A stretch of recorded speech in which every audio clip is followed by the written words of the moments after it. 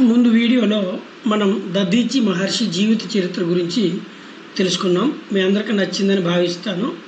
దయచేసి అందరూ వీడియోని సంపూర్ణంగా చూడండి. ఈరోజు మనం చవన మహర్షి జీవితం గురించి తెలుసుకోబోతున్నాం. ఇంతకీ ఈ చవన మహర్షి ఎవరు? చవన మహర్షి భృగు మహర్షి కుమారుడు. ఆయన గొప్ప తపస్వి, ఋషి, ఆయుర్వేద జ్ఞాని అని పురాణాలు చెప్తాయి.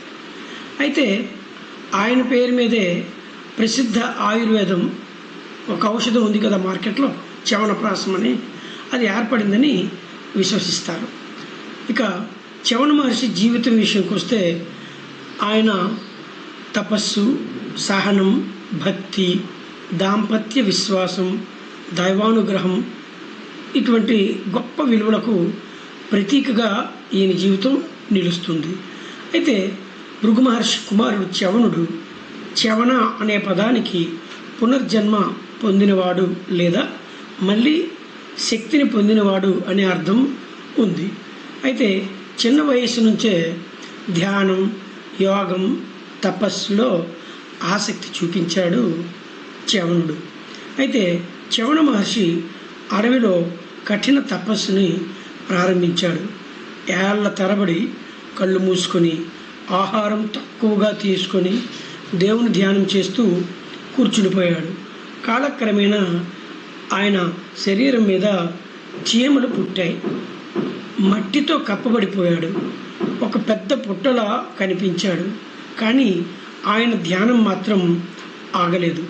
ఒకరోజు సుకన్య అనే రాజకుమారి తన స్నేహితులతో అడవికి వచ్చింది. ఆమె తండ్రి రాజు షర్యతి. ఆమెకు ఆ పుట్టలో 2 వెలుగులు కనిపించాయి. అవి చవన మహర్షి కళ్ళు అని తెలియక ఆసక్తితో ఒక ముళ్ళుతో ఆ కళ్ళను పొడిచింది. వెంటనే మహర్షి కళ్ళకు గాయం అయ్యింది. చవన మహర్షి తపస్సు భంగం అయింది.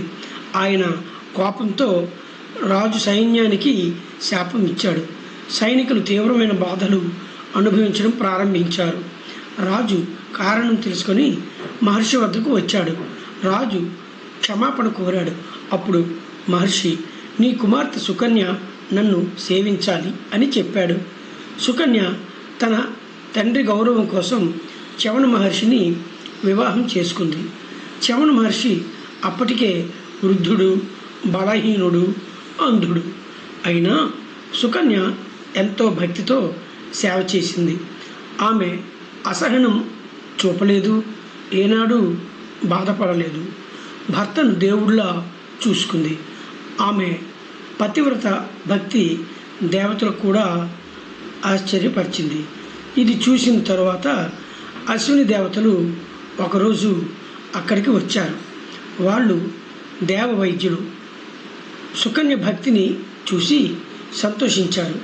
వాళ్ళు చెప్పారు, మేము నీ భర్తకు యవ్వనం తిరిగి ఇస్తాం అని.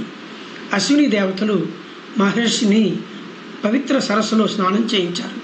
కొద్దిసేపటికే వృద్ధుడైన మహర్షి యువకుడిలా మారిపోయాడు. ఆయన కాంతివంతంగా, ఆరోగ్యంగా, ప్రకాశవంతంగా కనిపించాడు. ఇది చూసి అందరూ ఆశ్చర్యపోయారు.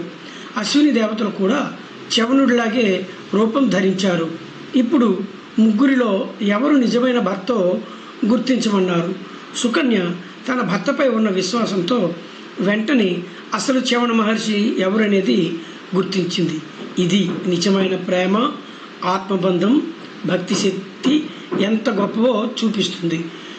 ఇప్పుడు ఇంద్రుడితో సంబంధించిన ఒక సంఘటన ఉంది. తర్వాత చవన మహర్షి యజ్ఞం నిర్వహించాడు. ఆయన అశ్విని దేవతలకు కూడా యజ్ఞఫలం ఇవ్వాలనుకున్నాడు. కానీ ఇంద్రుడు అంగీకరించలేదు. అప్పుడు మహర్షి తన తపస్సు శక్తితో ఇంద్రుడినే భయపెట్టాడు. చివరకు ఇంద్రుడు ఒప్పుకున్నాడు. అయితే పురాణాల ప్రకారం చవన మహర్షి తిరిగి యవ్వనం పొందిన తర్వాత తయారైన ఆయుర్వేద ఔషధమే ఈ చవనప్రాశ. ఇది శక్తి, రోగనిరోధక శక్తి, ఆరోగ్యం పెంచుతుంది అని విశ్వసిస్తారు.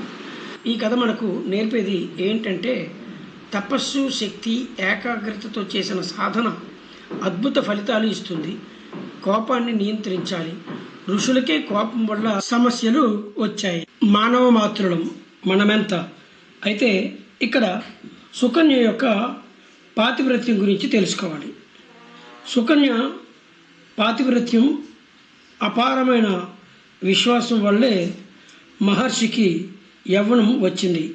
నిజమైన ప్రేమ రూపాన్ని కాదు, ఆత్మను గుర్తిస్తుంది. తపస్సు మనిషిని మహర్షిగా మారుస్తుంది.